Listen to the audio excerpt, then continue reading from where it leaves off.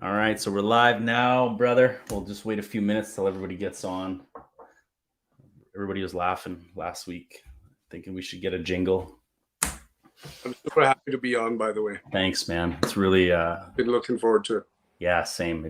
You've been such a breath of fresh air since we've been able to, since we first connected, and really excited to see how we. Sorry, damn vibrator. Maybe we shouldn't call it that. Damn phone. Just used for a different purpose. Although I'm sure use it for that purpose too. So waiting for a few here to jump on, and we'll dive into the goodness. I was like, when I posted a few stories on my TikTok and my Instagram, I'm like, for all of you going through this journey, I don't think you want to miss tonight. So it's gonna be a good one. I'm excited. Well, now that you've hyped it up, I can live up to your expectations, man. Yeah, no pressure, brother. No pressure. Too funny. All right, we got a few on now. We got 8. Devin, what's going on? Marjorie, T3, what's going on, man? Sandra, hi. I don't know if you can see, Shiv, the comments. I think you're on your phone. I don't think you can see the comments on the right side there. Oh, I cannot. No, that's fine. I'll just highlight some. I'll put them up here. Let me see if you can see this. If I throw that up there, do you see that? Yes, I do. Yeah. Okay. So we'll get some questions from the beautiful souls here watching as we kind of go. But welcome everybody to episode 24 of Alive with Joey. I am Joey, and this is my friend Shiv. Shiv, I'm gonna have to put you on the spot if you give us a little bio, a little rundown of who you are, and kind of in your own words, if you don't mind. Yeah, sure.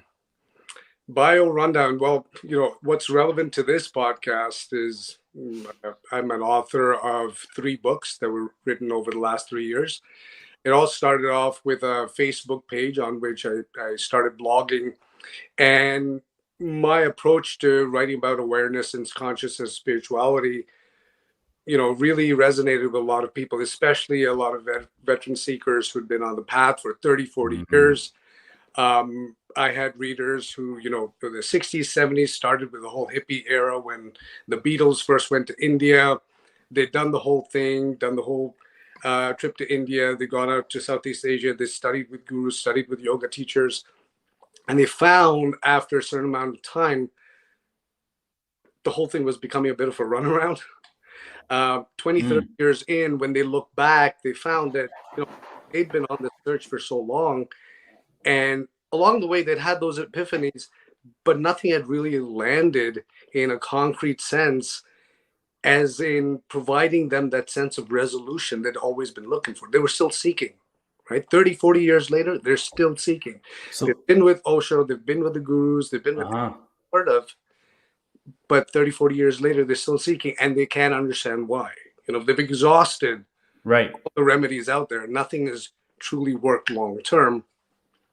And for some reason, when they read my books, it clicks, right? So when you're saying seeking, is it more joy, more happiness, enlightenment? Is it just that constant chase of more? What are they seeking? What are we seeking? Well, everyone's seeking completion, right? Everyone's seeking to be complete because they feel there's something missing, right?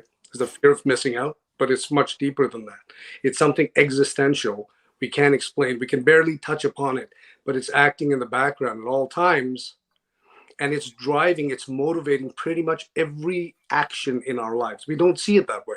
Right. Because we tell ourselves stories to explain why we behave the way we do. But fundamentally speaking, we're driven by a sense of lack, a sense of something missing.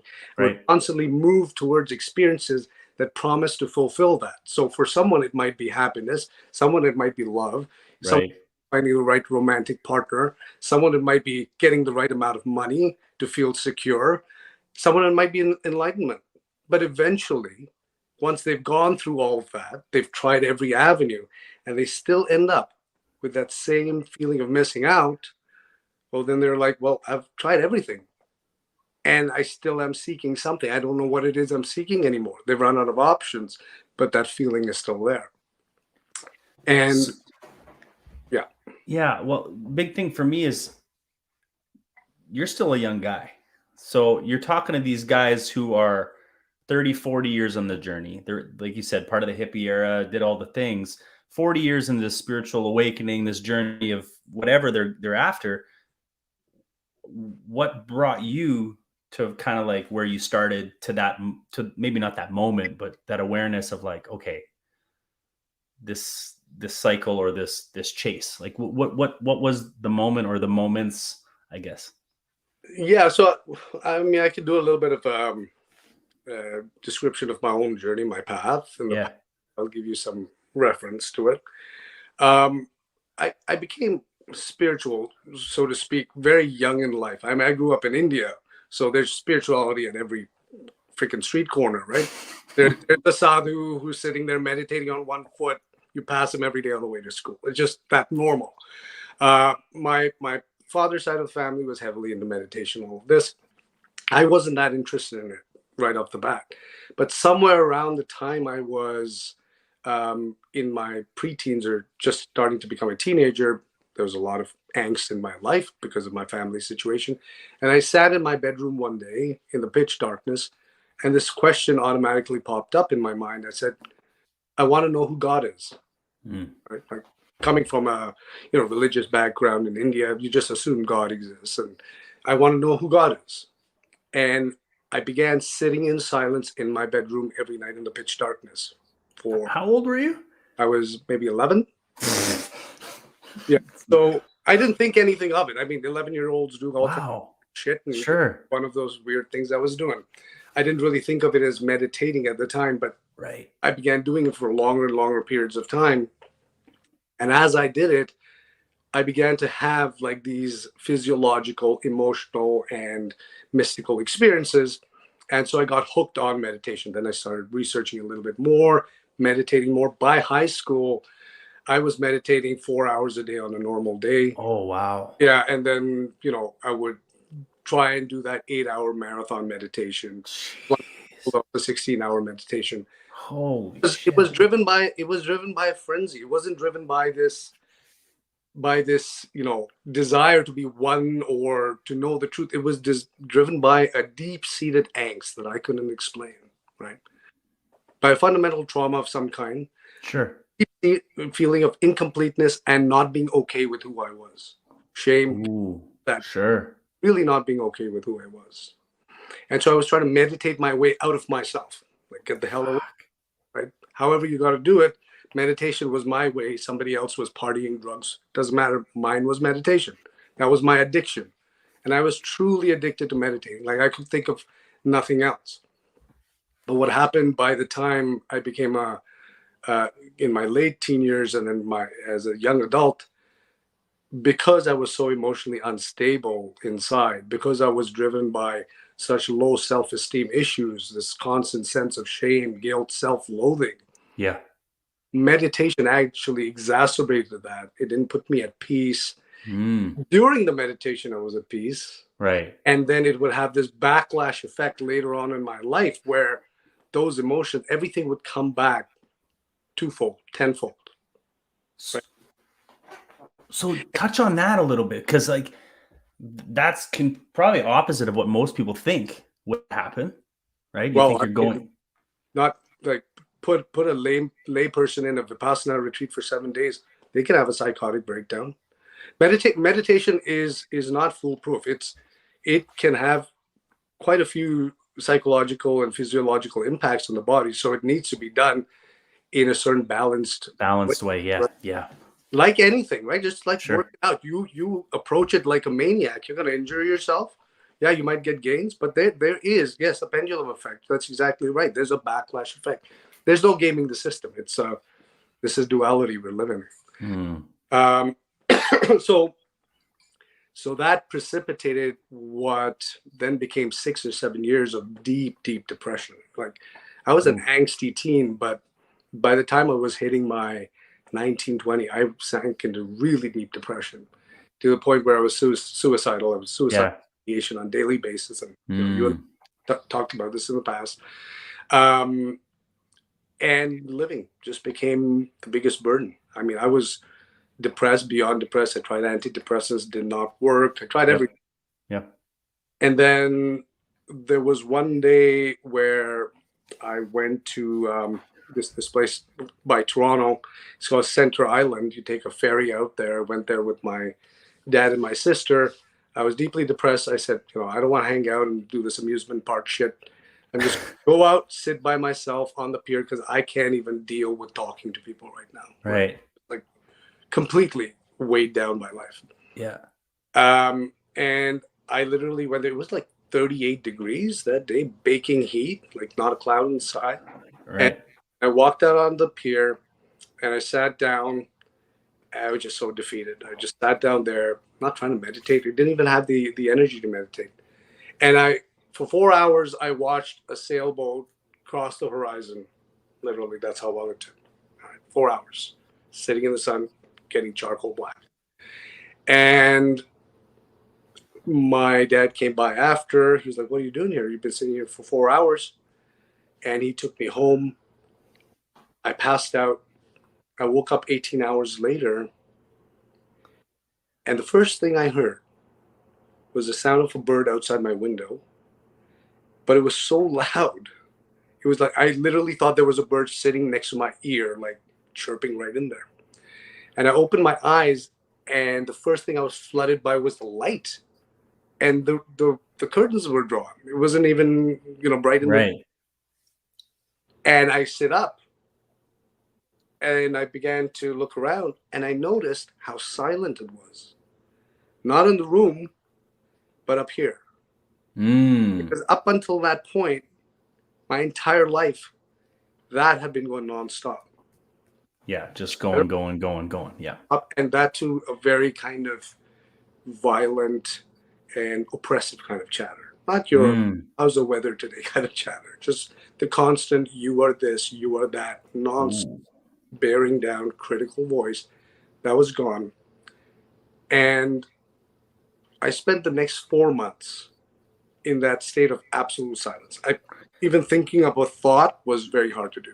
So, I want to touch on that because I think all of us can relate on the chatter, the monkey brain, the nonstop analyzing. But when you noticed that it was gone, could you even find it if you tried? No, it's hard to explain this. I couldn't find myself as I knew, or as I thought I had known myself. I couldn't find. So the identity, the ego, maybe, or is that more? Is it more than that? There was no sense of being a person there, right? It was just perception. That's all there was. There was just perception of what even I couldn't really, things were familiar. Like I was automatically reacting to a chair and sitting down, but I wasn't thinking about it.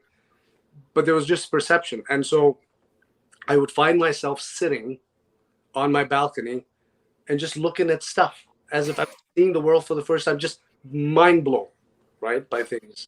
Just looking at the trees. And what I could see very viscerally was this substrate of light under everything, like this radiance coming out of it. Trees, like the mailbox, the dog walking on the street. It's all the same thing. This one light, and it's all part of me. There was no sense of separation between the two. Right. And what that brought out of me as a reaction, and mind you, I had been so oppressed for so long, a big part of this was just a release of that energy, was euphoria. It's just like constant euphoria and bliss, right? Day after day, think about this. Going on 4 months straight, right? And every morning I'd wake up, it's the same. And it's a brand new day. And the world is like this explosion of color and sound and light and love and all of this, right? So you can't blame a guy for thinking this is just the way it's going to be from here on. Right. Yeah. Right. Like 4 months, that's long enough. Right. But then at a certain point, a little chattering voice started coming back in, right? Like just out of nowhere, just little comments here and there. You ignore it at first. Oh, okay, yeah. And then it starts coming back more and coming back more. And before I knew it, a little bit later, I was back in that place of a constant monkey mind, a chattering mind, the ego, all that coming back. It never came back with that kind of ferocity. Right. It would never be that oppressive again. The weight Right. of it was severely, lightened, but it was back. It was doing it up to its old tricks, trying to co-opt this Sure. experience. And so that sent me on a wild goose chase for the next, I'd say, maybe years, trying to get that experience back. Because I mean, you've seen it. You've seen the Holy Grail, Sure. and you've fallen from grace somehow. You don't even know how that happened, and you want to get back. You want to get back, and how do you get back? Well, you start looking for people who've been through this experience who can show you a way to get there and stay there. Yeah. And so I started getting into this whole guru sort of racket of not for myself, but just like trying to find teachers, gurus out there who were talking about actually abiding in that space, right? So these people that you're talking about are claiming to be living that just every day, 24/7, okay, all their life. Yeah, right. Okay. So, I mean, yeah, your Eckhart Tolles and all of the world do that, but Sure. they're more your contemporary type masters. But Right. get into the really heavy duty stuff of when you get into Zen or when you get into Advaita Vedanta and you look at teachers like Ramana Maharshi or Nisargadatta, they were all claiming that. They're all claiming to be transcended beyond the human ego and the human identity. Right. And you start, well, you say, yeah, well, that's possible, right? I want to get there. They've done it. Well, what's the strategy? What ended up happening is that caused its own kind of suffering, because that just amplified all that seeking energy. Mm. And at a certain point, I began to realize there's something deeply fucked in the way I'm thinking or approaching this. There's something wrong. This can't be it. It can't be this complicated. Right. Like, my cat seems happier than I am. Yeah. The cat can figure it out. Yeah. It cannot be this complicated. And so I began to then, instead of trying to run away from myself, run away from all that pain and trauma, which was still very much there. Right. I said, you know what? I need to face this stuff. And by now I'm well past that whole experience. I'm right back into my egoic identity and crisis. Right. Crisis.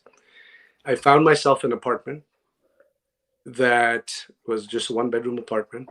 I got rid of, back then I wasn't married or anything. I got rid of all my technology. Didn't have, my home was devoid of any kind of electronics, no TV, nothing.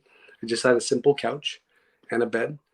And I would go to work, come back every evening, and then I would sit on my balcony from 5 p.m. to 11 p.m. every single night in absolute agony. It was total torture.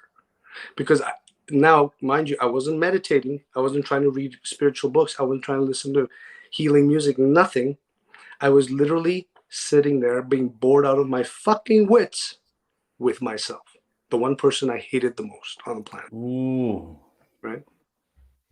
It was, in the beginning, almost unbearable, right? I would sit there literally just wanting to like tear my skin off or like jump off the balcony, end this, because it's so painful. Well, like, what's there to do? There's nothing to do. I'm just sitting here being with every piece of pain and suffering that I've ever harbored within me. It's there. And the more I sat with it, the more amplified it became, because you start sinking into it and your mind's going crazy and your emotions are going crazy and your body's going crazy.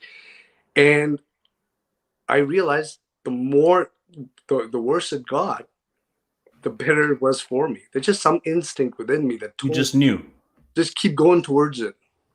Keep going towards it. Don't run away from it. Keep going towards it. Yeah, I was going to ask, how do you go through so much, like, fuck this energy? Like, this is painful. Not only painful, it's driving you mad. It's physical, it's mental, it's emotional. Most people are like, give me anything to be distracted, right? Like, I mean, I do it. I know I do it. We all do it, I think, to a certain extent, especially in this day and age. But how did you just say, no, this is what I got to do? And how long did this last? It lasted a year. Holy shit. It was so unacceptable for me to live another moment with myself, not being at peace with myself. I said, at the very minimum, I may not make a lot of money. I may not find the woman I love. I may not become in like, I may not do any of those things. But if I'm to live just one more day, at least let me live in comfort in my own skin. Because how is it possible? How is it acceptable to live this life unhappy with myself? The one being I'm stuck being with, in a sense. There's no Yeah. escape. Wherever you go, there you are. So I can try to escape. I can try taking drugs. I can try going to Japan. I can do a million things, but I'm still with myself no matter what. And that self is layered, right? It's beyond the conscious Oh mind yeah. ideas and all wishes and desires I have. It goes deep into my entire history and my DNA and all that unconscious garbage that's sitting there like sediment. Until you stir it up, it doesn't come to the surface. So did you know that's what you were going for? Like Not sitting with yourself? not consciously. This is all like the way I'm able to articulate this now Right. is now almost 15, 16 years in hindsight. Right. It's processed in the way I'm able to explain. Back then, I don't know what I was doing. Right. I just felt this instinct to do it. Yeah, it wasn't like I got to sit here until I fucking figure myself out or till I'm okay with me. You just knew you had to be there. Right, exactly. Wow. Um, and and so I would say about the 7 to 8 month mark, I can't really pinpoint when, that's when the turning point happened. Whereas prior to that, every time I'd be leaving work, I'd be dreading going and sitting on my balcony because that just the fear of being alone and of that abandonment and the shame was always Right. like, oh my God, I got to deal with that shit. Like I've been distracted at work, but I'm going to have to sit with it when I go back. At around the 7 or 8 month mark, I found I was looking forward to going back home. And towards the end, I was just like, I couldn't wait for work to end so I could go and be with myself freely and not have to like worry about who's around me. And So that, what did that feel like, if you don't mind me at like that switch of going, okay, I'm okay with this now, to like I'm excited to kind of go sit in my shit. Or maybe it wasn't even shit at that point, but how, like what was the feeling? it's very hard for me to recall now because Yeah. Joey, I don't really sit and think about my past at all. Yeah, you're saying, You yeah. know, this it all as I'm talking to you, it all feels like this all happened to another person.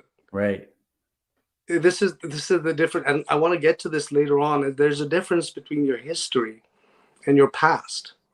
Your history is a series of factual things that happened to you in your life, but your past is the story you weave around those events. It's like a little join the dots exercise that the kids do. There's all these dots of things that happen, but then you join the dots and you make a picture out of it, right? You make a story. And that's the emotional connection, is that story. And Mm. that's the baggage. That's what drags us down, is we're constantly living with a narrative that we feel compelled to continue because that's our story. But really, for me, I don't have a past. I only have a history. Mm. And I don't feel that emotional connection to the things that happened, no matter how traumatic or beautiful they were. So both sides of the spectrum, like But beautiful, yeah, terrifying, you still don't have. I don't. Yeah, I don't. Really? And I don't. And this is why, we'll come to my books and what I write about. But this is why I always downplay the awakening experience, which is the Mm. opposite of what other teachers do and all of that. Is because to me, it doesn't matter. It actually doesn't matter that I had that awakening experience. And it actually doesn't matter that I was depressed. The only thing that matters to me is right here, right now, what's going on at this conversation. Literally, Mm. all that matters in this moment. Tomorrow will be something else, or the next hour will be something else. But right now, this is the only thing that's important. It's the only way for me to be intimate in this moment with you if everything else fades to black and this is all that exists. You gotta give me chills like that? Why do you gotta do that? Well, because otherwise our past is going to interfere, right? Yeah. Like that Yeah. whole history is going, it's going to compromise our ability to connect. We can't help it. Even with the best intentions, it's going to compromise it. Right.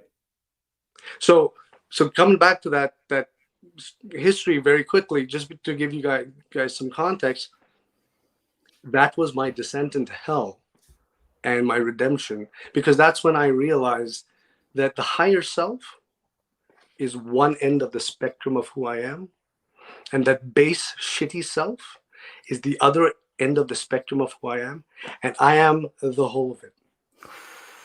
And my entire journey had been me trying to go from one end to the other, thinking Right. a pot of gold is who I am, but it's not.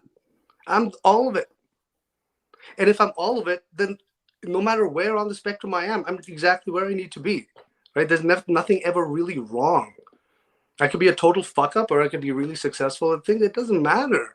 I'm still myself, and I'll always be myself. I have no choice but to be. And there's a tremendous freedom in that, because it just frees you up to now not have to reach and seek and go, because there's nowhere to get to, right? The way I put it is, we're all gonna die. Like we're all destined. We're set up for failure Right. here. Like, Right. get out of this alive. I don't care who you are. You don't get to take what you did with you Right. out of here. We're all. It's the same leveling playing field. Death is a leveling playing field. So there's no winning at life, right? It took a long time for me to assimilate all of that. Right. And the next 10 years after that, what I call my second awakening, which was really the opposite of the first awakening, because the first awakening was all light and fireworks and all that, and the second awakening was all dark and like dominatrixes, done shit. Right. It took a long time for me to assimilate, then come to the realization that life is a duality. There's no escaping it. There's going to be good, there's going to be evil, there's going to be happiness, there's going to be sadness, and there's no way to orchestrate your life to constantly skew in one direction. Okay, you can't game the system. Right. You need those experiences, because all of this is an ecosystem. Right. Consciousness, the universe, the earth, it's an ecosystem. So you need one thing to die, you need one thing to suffer for something else to flourish. It's necessary. It has to be that way. You need the shit, because that's the soil in which new things grow. You can't do away with the shit. Nothing new will grow. So you need suffering. That's part of the curriculum that helps us learn new things. This is how we evolve. So that on the level of living, that's always a duality, and there's no way to escape it. Right? You might get really good at something, like you be very successful at work. Maybe your family suffers, or you may be a family man. Maybe something else suffers. Like, there's always, you can't have your cake and eat it too. You can't score 100% on everything. Most people will be really good at maybe 10 or 20% of this stuff in their life, and kind of mediocre at about 40%. Really suck at the other 40%. Really fuck up the rest. and that's as good as it's going to get. So there's no point trying to be enlightened, because you're not going to escape any of that. Okay. But there's a level beyond the living, beyond the mechanics of what's going on. Okay. Which is not a duality, which is a singularity. And that is the level of being. Is that the oneness we all talk about? It's simple. It's very simple. Before I was given a name, before I had any ideas about myself, I simply was, and I still am, and that hasn't changed. I exist. There's a very fundamental feeling of existence that can never not be, in my awareness. And at that level, it's always the way it is. And if I look around at the world exists. It's always the way it is. And the content changes. The content of my mind, of myself, of my personality, the content of everything around is constantly shifting. It's always in flux. But at the very baseline, if I just check in with myself, I still am. And fundamentally, that is who I am. That very thread of existence. Right. Everything else is built on top of it. It's a construct. So what are you doing to check in? Like, what are you doing to, do you have every day? Are you meditating every day, or do you have a routine? Do you have something, like, what does that look like when you check in with that?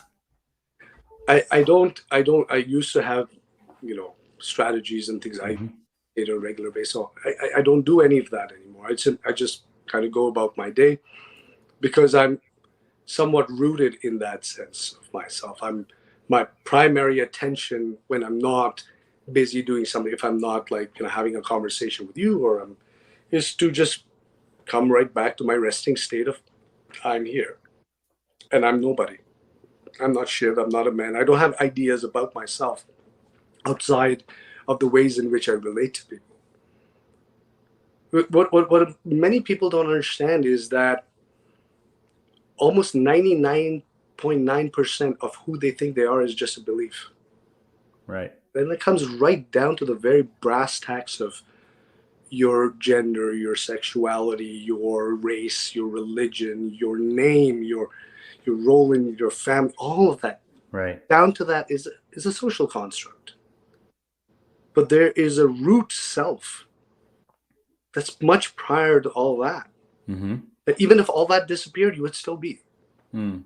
It's like Tom Hanks in Castaway. Like, he's lost everything. And he needs to talk to a volleyball. Insane, because he still needs to feel like his character. Otherwise, without that, he would just be some random existence. Right. And not comfortable with that. So he needs that one anchor. But you don't need that anchor. You don't have Right. to. So what do you do for, like, if someone were to come to you and say, okay, well, I am this deeper, being, but I have to obviously live and operate in this matrix, in this, whatever this is. How do we honor the human experience and yet at the same time check in with ourselves at the deeper level, like we all do in a certain way, and not get caught up as like you look at some of the teachers, the masters, so to speak, that meditate how many hours a day and eat this and that, and that's it every single day, versus us who are in this world. Like, where's the balance? Like, are they any better meditating every day for 10 hours a day versus someone who's not? Like, Well, first, the way I look at it is everything's a level playing field. right. Maybe you can meditate for 12 hours a day. Sure. But you're going to be missing something out in some other aspect of your life. Right. So it's a zero-sum game at the end of the day. So when you ask me, how do I do something better? My question to you would be, do better so that you can what? What's right. Right. Because hidden in there is an assumption I can win.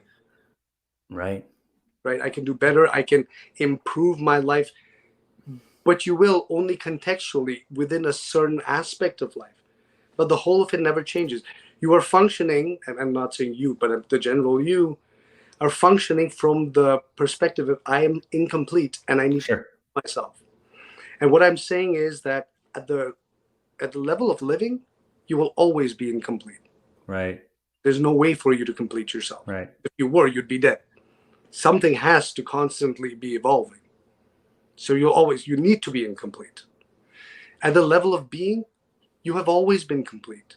You always will. There's no change there. You are wholly yourself. And what we're trying to do is replicate that, because we don't sense our completeness at the well-being. We're trying to replicate that in the level of living, which is impossible to do. Impossible. Wow. I never looked at it like that. But it's true. Yeah, man.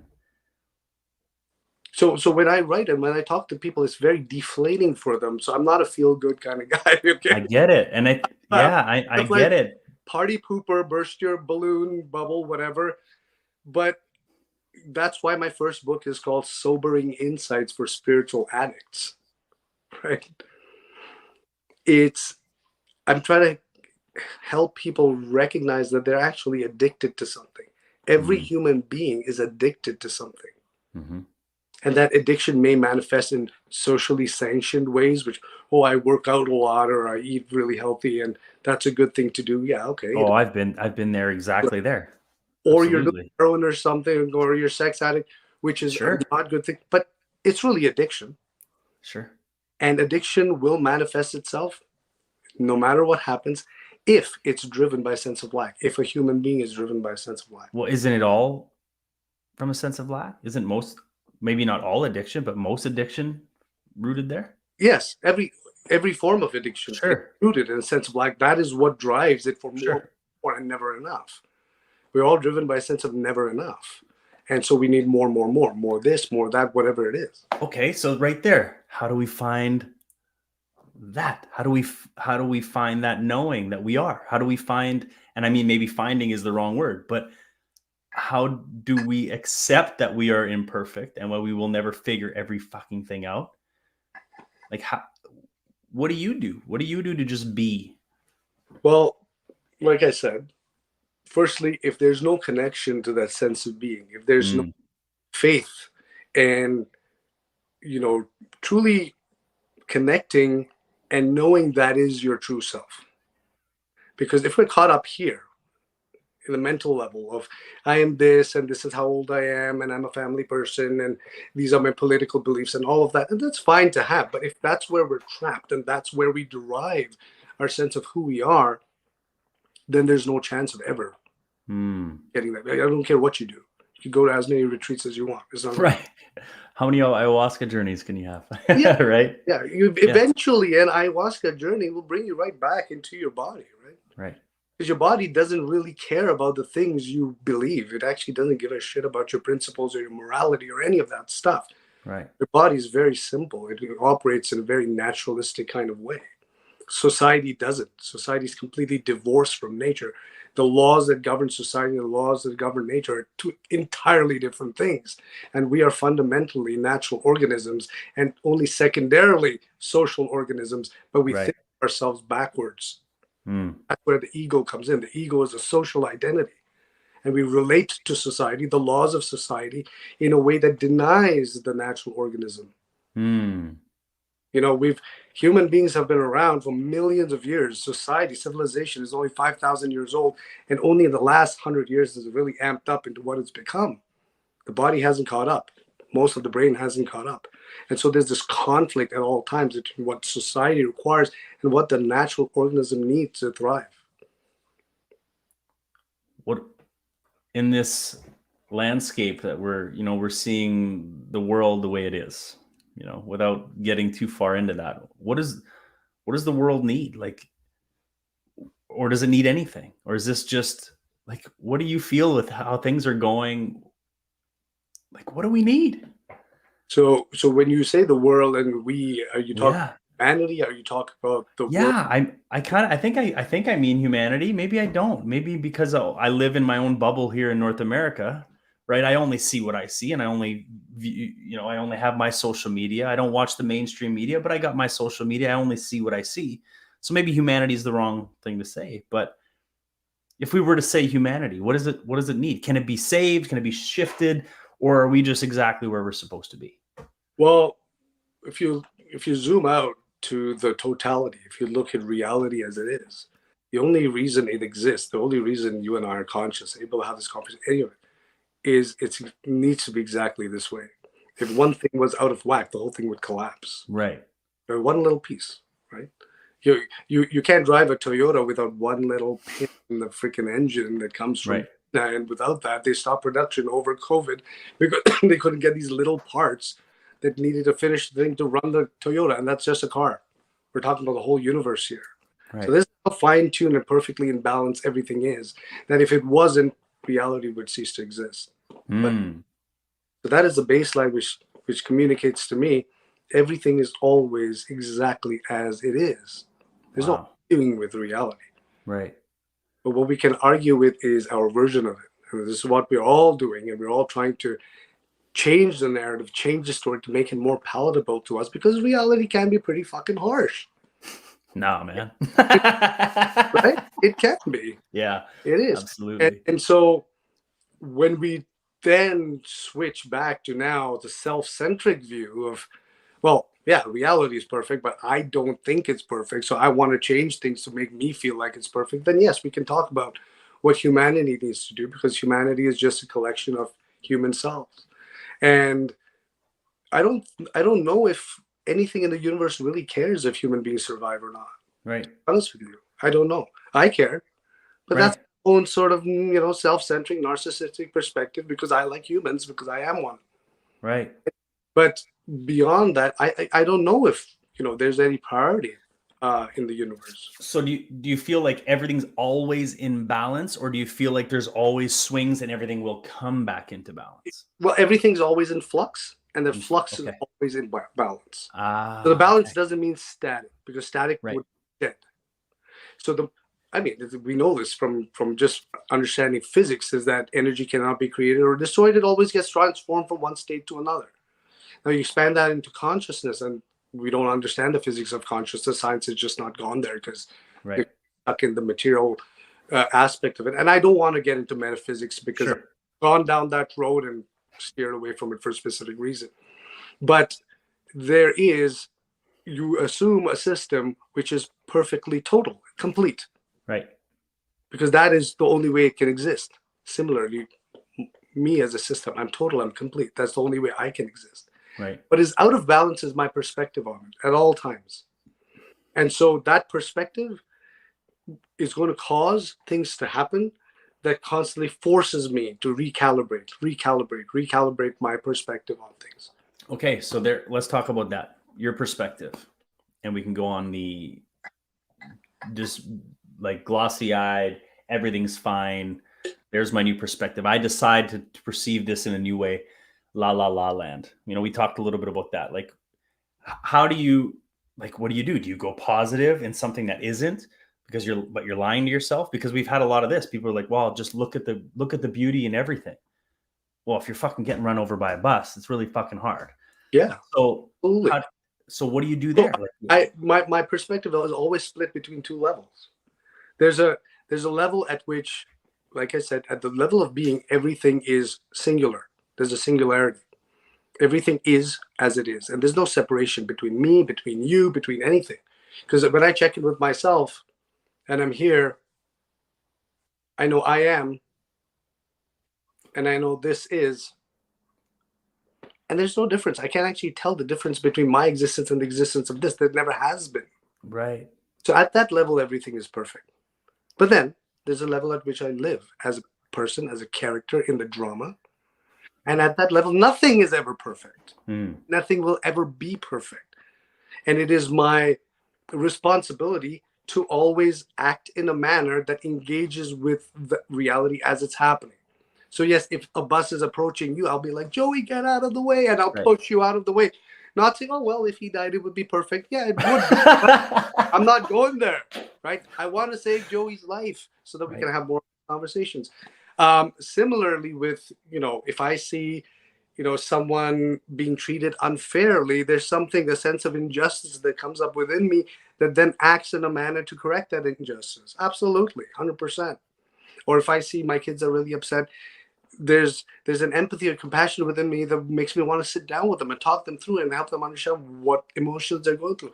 100%. I'm not sitting there just going like, yeah, everything's perfect anyway, so no need to really bother, because that's a cop-out. That's spiritual bypassing. Right. And that is the other end that I noticed a lot of these guru types were going to. Oh, I've been there. Lots. Sure.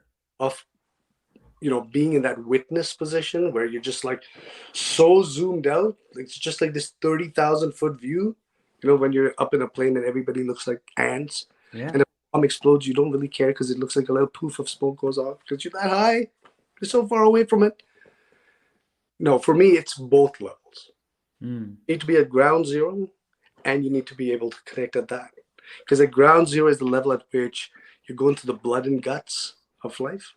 And the 30,000 foot view is the view at which, no matter what's happening, it's always there. Yeah. It's always there. Yeah. Wow. You made me realize so much when we first connected. And I think you saw it in my eyes when we chatted, how things kind of shifted for me. And you said something interesting. It's like, you said, Joey, you want everyone to see that you're good.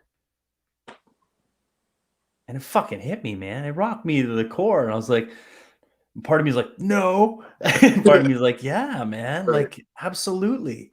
And I created this character online, and I've stepped into during my first awakening, which was so, from the depths of that darkness, right?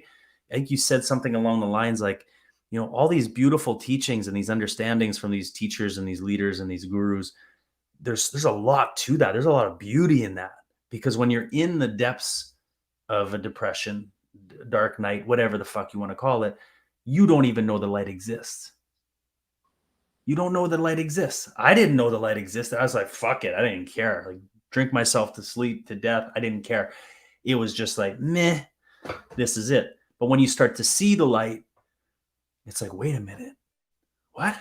What is that? And then you see more of it and see more of it, and you swing. But then you said, like, you called it two hells. What did you say to me that day? You said there are two hells, and it's just on both ends of the spectrum. Yeah, absolutely. Because you're right. People need to go through that progression, because when they begin in the dark depths and they don't understand it, they're just caught in there. What is being suppressed is the beauty within them. Mm-hmm. All that is beautiful, all that is loving, all that is worthy, all that is of value as a human being and as a human spirit, as a human soul. That is repressed. And all that has come out is everything that they've been told is wrong with them, that low self-worth, that shame, that guilt, that's activated. And so that journey to seeing that radiant light and being bathed in it, that higher self experience, all of that is of great value, because it reveals to you that I'm worthy of love, I'm worthy of all this. But then what ends up happening is you're like, but I'm not worthy of the shit. Darkness, because now I want to live in light. I want to live in heaven. Hell, I've just gotten out of that hell. Right. I don't want to go back there. Fuck that. That's when I say you got to come back down to earth, because you don't belong in heaven or hell. Earth is what connects the two, that grounds us, right? And then you realize you're the entire spectrum. You need to descend back down into hell to deal with, because that's unresolved. That's the basement in your house that's full of shit that you're trying to avoid, right? But you have to go down into that and face all that, and that's actually a lifetime process. I say it was over the year, because that was a big chunk of what I had been avoiding, but it's still going on. It'll keep going on until the day I die, right? It'll keep triggering and bringing out more little pieces of gunk under the fridge that I'm going to have to look at and deal with and accept. And I think what I told you was, make it friends with your angels and your demons, because they're really the same. But I remember a long time ago, there was somebody who told me, and I didn't understand it then.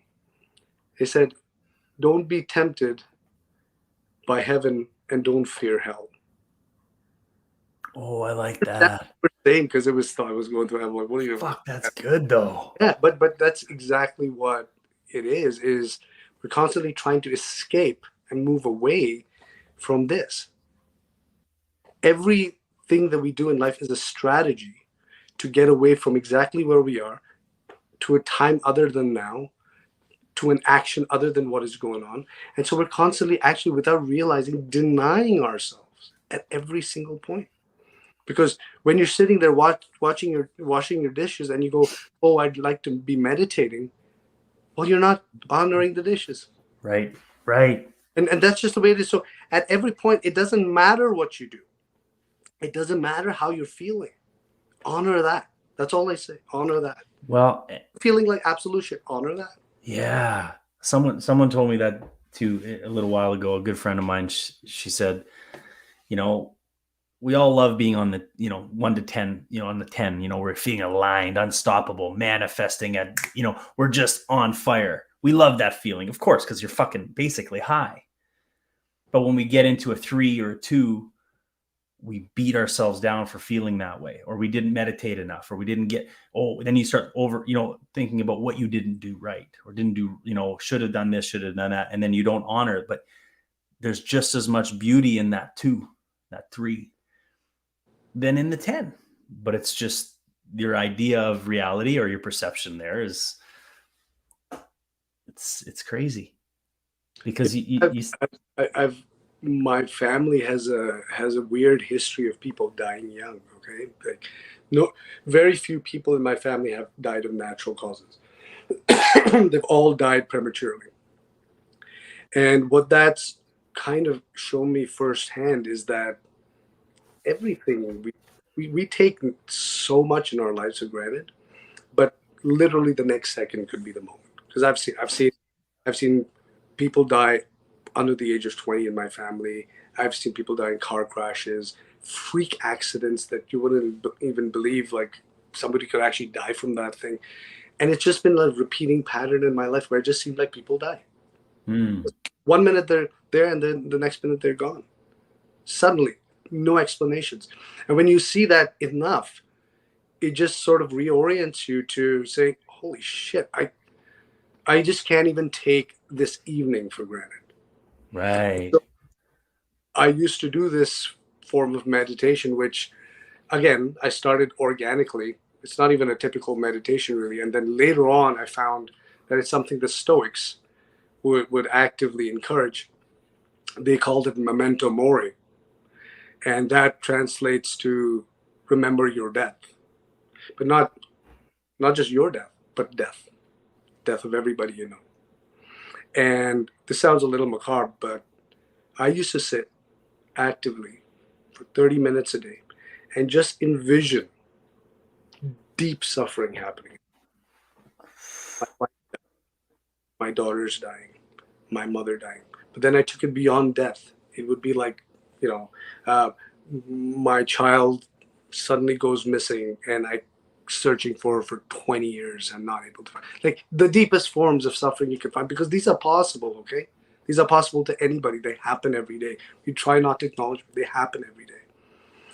And I would visualize this very sort of, as I'm a very visual person, so I go into, like, I can create those images. I would go to that, and the deep pain and suffering I felt, and I would come out of it with this phenomenal appreciation for everything, because it'd just be like, my wife is still here, or So the deepest sense of gratitude you could yeah, imagine. you're like, oh shit, the fact that I know where my kids are is something I've just taken for granted, but I actually, Wow. and it blows you. And you take that to everything, right? You extend that to everything. You extend that beyond your own family and your little bubble to the world, to nature, to people, to humanity. And you start realizing that we're taking things for granted every second of every day, constantly. Our brains are conditioned to do that. There's an evolutionary prerogative for that, Sure. to kind of, tunnel vision to achieve things in order to survive. But what we're missing out is that all of this could be gone in a flash. We saw a little bit of that happen during COVID. Mm-hmm. And I thought I'm a morbid person. No, you're actually very sane. Um, this happened during COVID, and look at the cognitive dissonance this planet experienced because they couldn't leave their homes. Like, that was a little bit of an inconvenience. It wasn't, yes, many people, I don't want to make light of it, many people died and all of that, and that was a huge impact. But really, for the average person, it was somewhat of an adjustment to life, right? Mm-hmm. It wasn't standing in long lines like the Great Depression, getting ration. Right. It wasn't hardcore like our grandparents went through. Right. This was our version of crisis, which was a much lighter version than what previous generations and the generations before that have faced. Right. But all of it could be gone in a second. And acknowledging that allows a person to then look around and say, wait, I have lungs that work. I mean, you don't want to be on a ventilator. When you are, then that's when you realize, oh, I miss my lungs, right. or I miss my legs, or I Oh, miss my family, or all these things we take for granted so much, right? And so I try to bring people back, not to focus on being, but take a look around you. Did you create any of this? Did you create the trees, the sky, the sun? That's this perfect temperature that the atmosphere maintains in this right. dark universe. Did you even build the cars that you drive that magically transport you at 100 kilometers an hour up? Right. Or those planes that are flying in the sky? Any of the technology, any of the natural world. Did you create your own family? Did you create your own body? Did you create your own brain that can think these thoughts? There's a miracle staring you in the face every second of every day, and we're off looking for something. It's bizarre and it's insane. Are you able to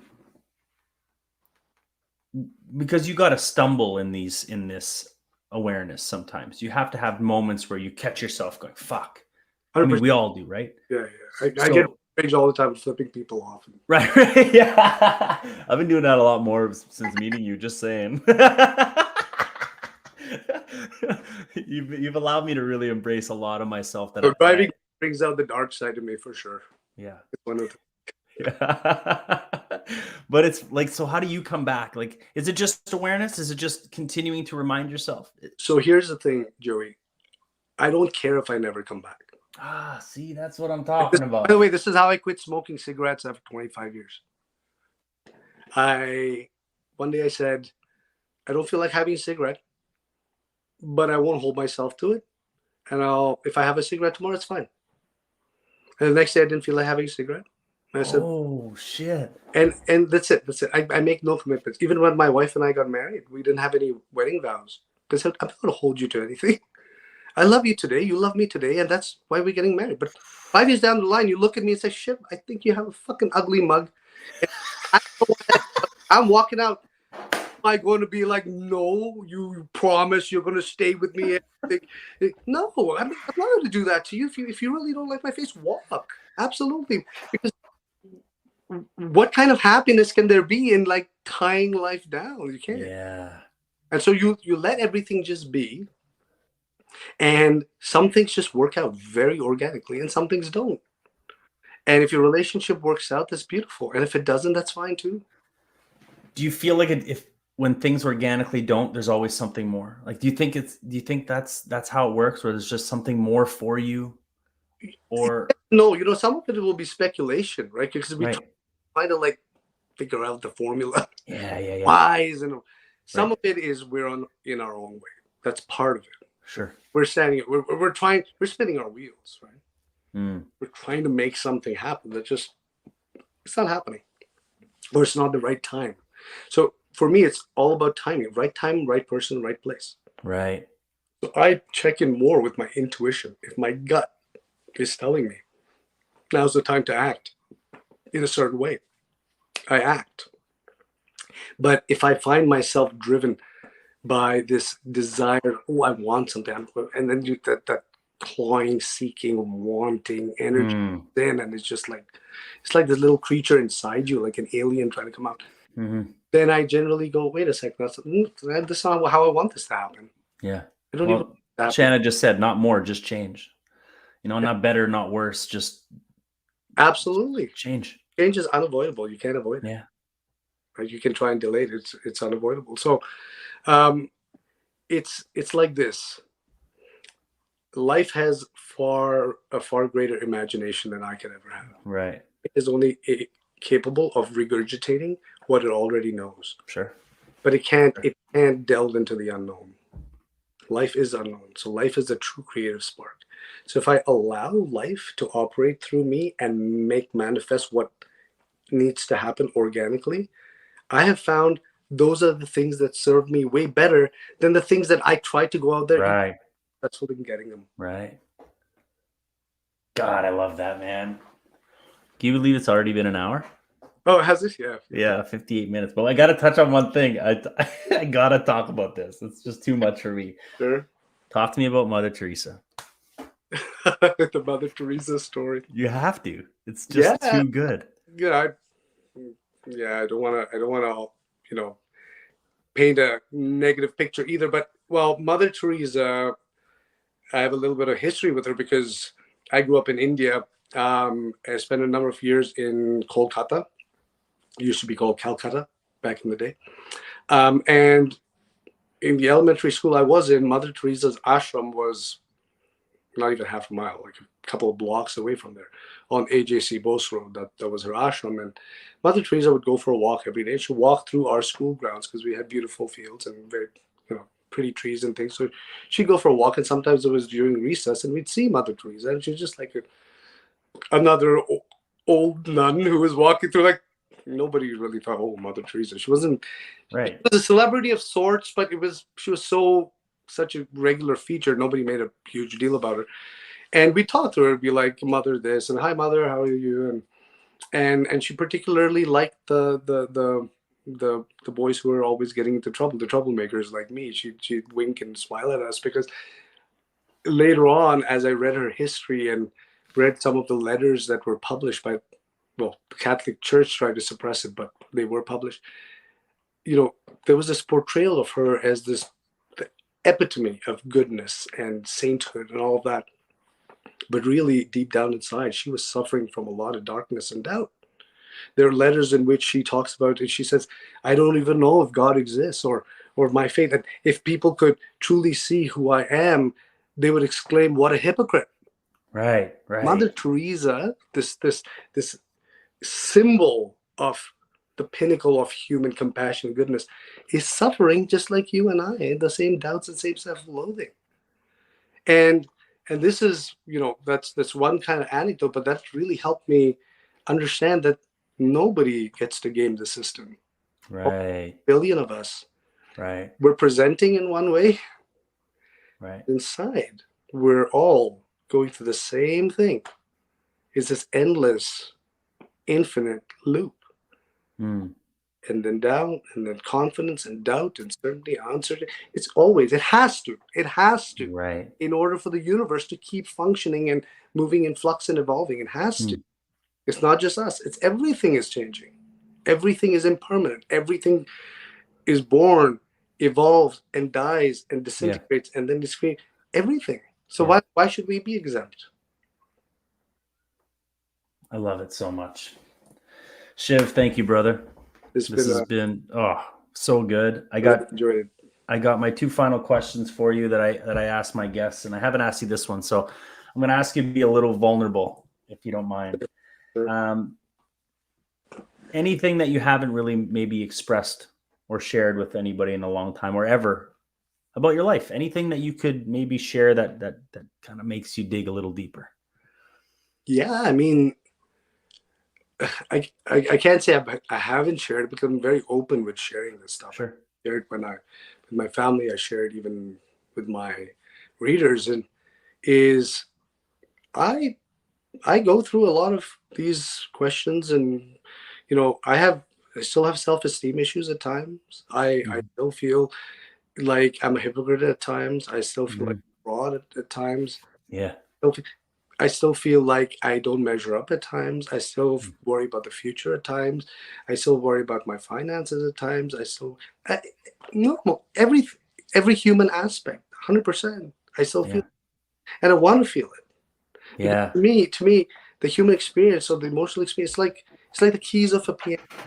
Go from the lowest bass keys to the highest keys.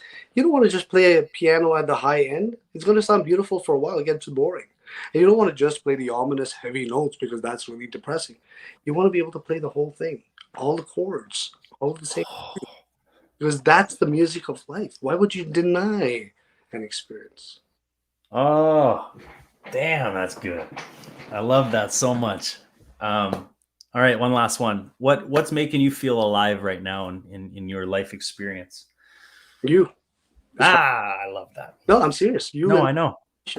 100%. This, like I said, everything fades to black. Mm-hmm. Right now, I'm not a father. I'm not anything. I'm just this person having conversation with you, with the people who are watching, and the comments that are coming up.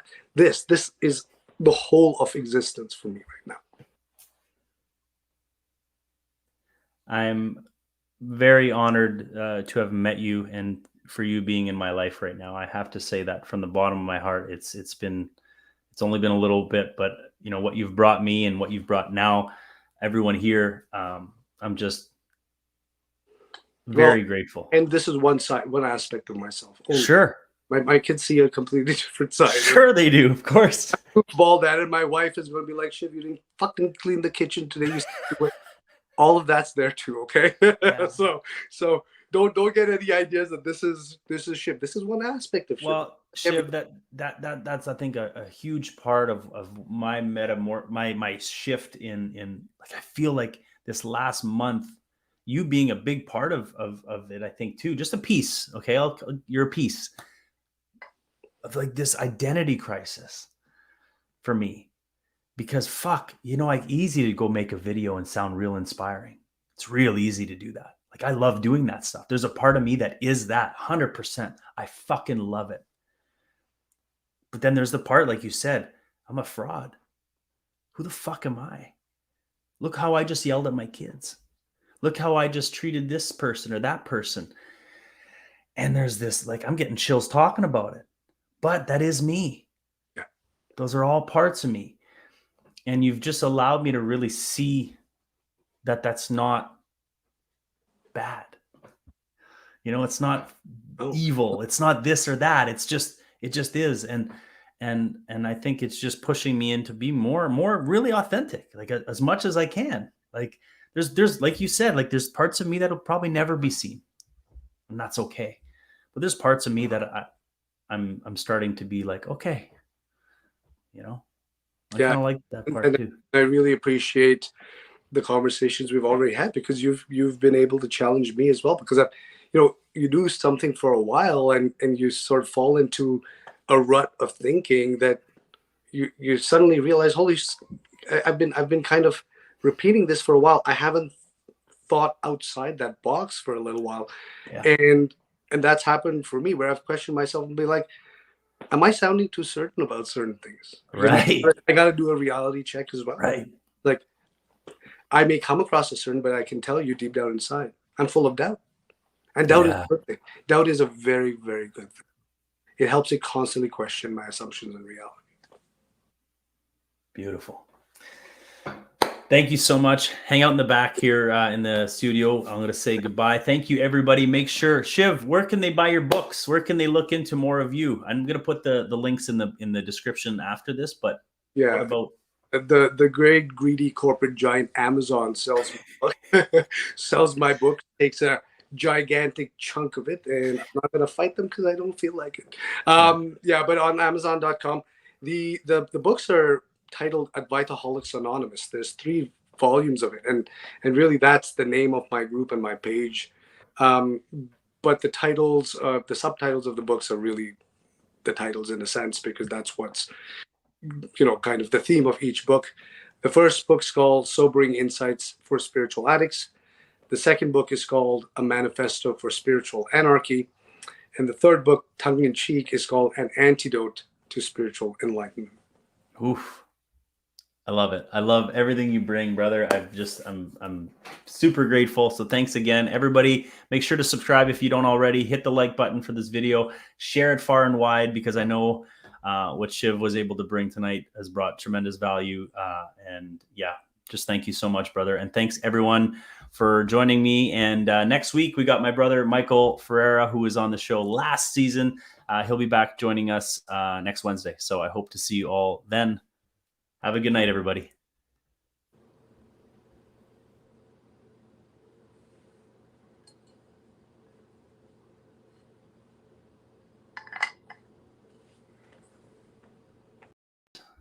Ooh.